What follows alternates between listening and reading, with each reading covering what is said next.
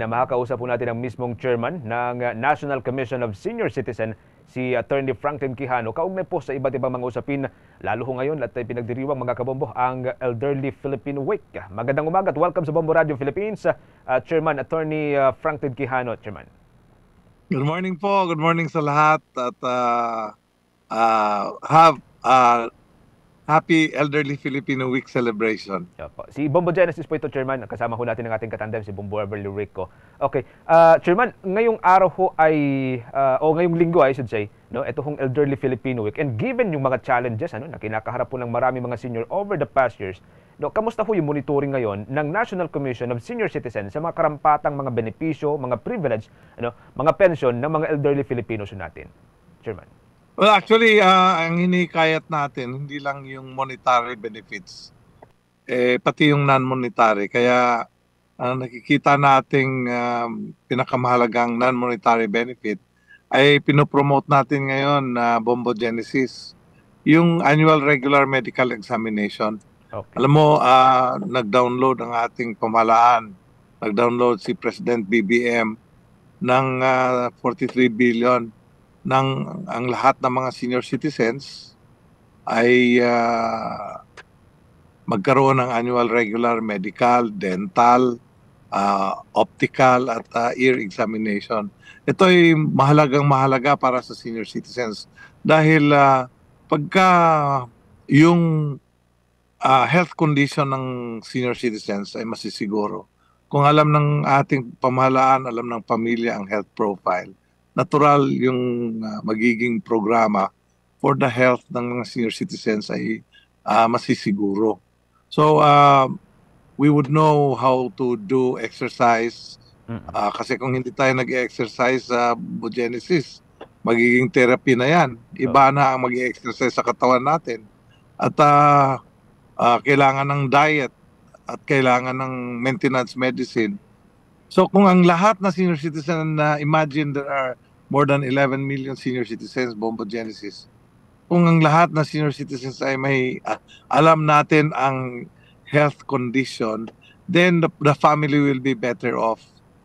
Not only will the senior citizen better off, pati pamilya ay mas magaan dahil magaan yung pagdadala ng senior citizen dahil alam natin, alam ng pamilya kung ano ang dapat gawin dahil alam nila ang health profile ng isang senior citizen.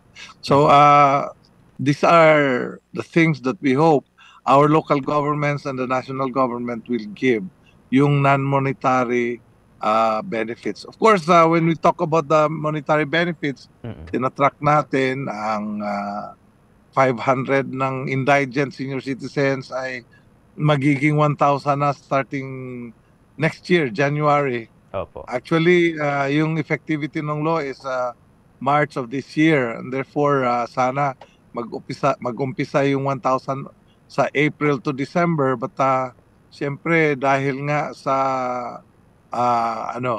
mga frictional adjustments na una yung budget last year, huli yung pagpasa ng batas, naghahanap pa ngayon ang ating komisyon ng paraan para makumbinsi ang ating DBM, ang ating Treasury, ang ating Department of Finance ng pondo para magkaroon ng retroactive effect sana ng ating social pension. Ang social pension is only for the indigent. So, ginagawa din natin yung tracking ng mga fake news sa Bombo Genesis. Hindi totoong may 1 million at age 101. Hindi po totoo yan. Ano pa yan? Proposal pa lang yan. And of course, we would like to acknowledge the efforts of Congressman Ordanes. But yet, siyempre, hanapan niya ng budget. In fact, may mga tanong galing sa senior citizens, paano yung 102, yung 103? Kaya sana po we will level our expectation over a lot of news that are coming around. Of course, we would like to let you know that si Senator Amy ay nagpasa ng batas sa Senate on final reading Mm. na ang mga 80 years old and 90 years old ay makakatanggap din. Hindi lang yung 100 years old na makakatanggap ng 100,000, pati yung 80 at 90. But of course, dahil nga kailangan ng lower house version at Senate version na kailangang pagkaisa itong dalawang version, we will have to wait until the BICAM is done. What is good is mukhang nasa ano nasa lens na natin, nakikita na sa binocular natin Mm. na lulusot ito dahil both Congress and Senate are concerned about the 80 and 90 years olds. Dumarami nga ho yung nagpapakita ho ng suporta, Chairman, ano, dito ho sa centenary or yung pagbabago, amyenda dun sa Centenarian Act na i-include yung mga nasa 80s, 90s doon sa makakatanggap po ng mga cash grant. Pero anyway, ngayon po, Chairman, after ho nung mahaba-habang panahon na maikampanya ho natin, maikampanya ng National Commission of Senior Citizen, yung maprotektahan ng karapatan, mga privilege, mga benepisyo ng mga senior, may mga reklamo pa rin ba na natatanggap ang ating office or kung hindi man, doon sa lower level, sa Office of the Senior Citizens Affairs?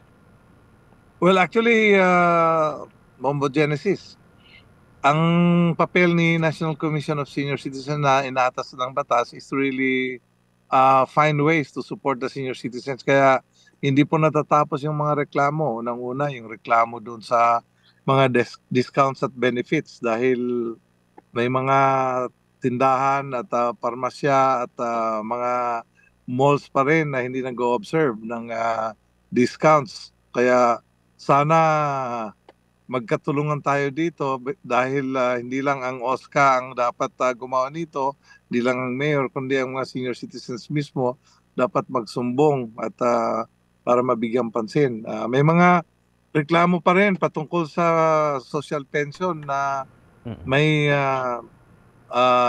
hindi nakakatanggap at yung karapat-dapat na tumanggap ay hindi nakakatanggap, yung hindi karapat-dapat ay tumatanggap. So, yan ay ginagawa pa ngayon ng DSWD. Sa ngayon kasi ang DSWD pa ang namamahagi ng mga benepisyo ng senior citizen. When the time comes, by late October and early November, susulatan natin si Secretary Rex Gatchalian para malaman niya na tayo ay ready na para sa turnovers dahil ang isang requirement ay sana lahat na rehiyon ay may tao na ang National Commission of Senior Citizens. So we are now on the active phase of recruitment. Ilan na lang na probinsya at rehiyon ang kinakailangang may NCSC. Of course, our ideal number should have been lahat ng probinsya, but binigyan tayo ng DBM ng 8 clustered regions. Kaya mauna itong 8 clustered regions, pupunuin natin to. And when the time comes, yung readiness natin ay lalong tataas. And so yan po yung expectation natin na dapat gawin. Okay. Mr. Chairman, ang ating pong katandem, si Bombo Ever, meron din pong mga karagdagang katanungan. Bombo Ever. Yes, ma-follow up lang po regarding po dun sa nababanggit po natin na amendment dun sa Centenarian Act. Ano naman po ang pulso ng ating pong mga kababayang senior citizen dito sa isinusulong po na panukalang batas po na ito? Since sa mga edad po kasi na 80, 90, marami na po sa mga senior citizen ang meron pong mga medical conditions. Is it enough po ba para sa inyo po yung itinakda na matatanggap po nilang cash gift kung sakali pong maipasa po ito, sir? Bombo Ever, it's never enough. Nothing is ever enough. Government is helping. Government is doing its job. Ngunit alaman naman natin gaano kalaki yung mga requirements. So, tulungan po ito. It's the whole of government and whole of nation, including the families. Sana po hanapan din natin ang paraan ng mga senior citizens ay makakatrabaho pa or makakapagbigay ng value add sa ating ekonomiya. This is one aspect by which the senior citizen will help himself. Kailangang gumalaw din si senior citizen, and I am happy that may mga tindahan na ngayon, may mga restaurant like Nung isang araw, pumunta ako sa KFC and nakita ko may pinatrabaho silang senior citizen. Sana lahat ng mga tindahan, lahat ng mga establishment, ang SM din may ganon. Ang naririnig ko, ang McDo meron din. So we hope that all the business establishments will help in creating a wide base of work opportunity for the senior citizens as well.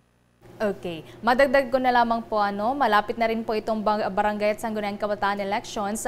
Papaano po ngayon ang ginagawang kampanya ng National Commission of Senior Citizen para mahikayat po o matulungan ang mga elderly Filipinos na bumoto po para sa lokal na halalan, sir?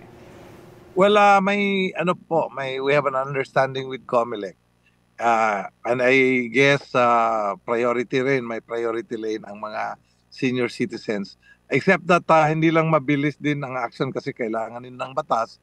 We were even expecting COMELEC to announce na pwedeng bumoto sa bahay yung electronic voting na. But again, that is still a dream, and we hope that our lawmakers will also be able to correspondingly adjust. Hindi lamang para sa OFW, para rin sa mga senior citizen na hindi makakalakad. So tulungan lang, we hope that our actions will even prove more beneficial to the senior citizens sooner than we should be expecting dahil nga kailangan ang senior citizen, ang boses ng senior citizens ay maririnig, and our local government code is very clear. The organized sector must be heard in the planning process.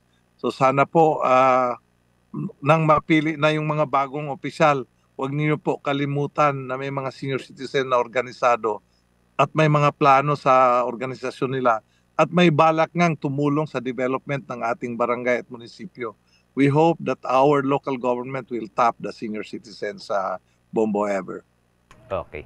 Thank you so much po, Attorney. Maraming salamat hanggang sa muli po na kayo po ay makausap sa Bombo Radio Philippines. Ingat po kayo, Attorney. Thank you, Bombo Genesis, and God bless everyone. Ingat po kayo, Attorney.